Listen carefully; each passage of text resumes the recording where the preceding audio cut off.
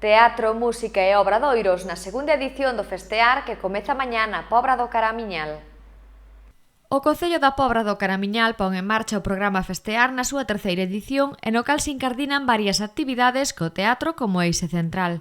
A concelleira de Cultura Genoveva Hermo e o coordinador do programa Fran Godón deron conta das actividades que levarán a cabo durante o mes de novembro, entre as que destacan varias representacións teatrais a cargo dunha decena de compañías e que se desenvolverán os venres de novembro no Teatro Elma, Son de Balde. Esta programación vai constar de 2 funcións cada fin de semana e algunha semana algunha máis, o venres tamén, durante todo o mes de novembro.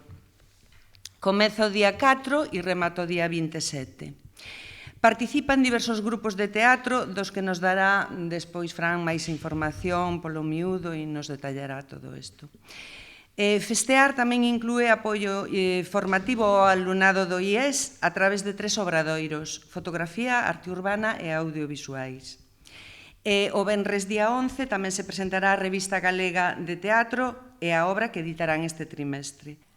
A novidade que presenta a programación deste ano reside nos talleres que se están a desenvolver cos alumnos e alumnas do IES. Interese que amosei eu dende a organización do festival en enlazar cunha das novas iniciativas que hai no Concello, que é a do Movimento Sisma, que é un grupo de rapaces que artellados dende o Instituto estamos organizando, estamos facendo actividades para que novos creadores da vila se artellen nesta nova iniciativa.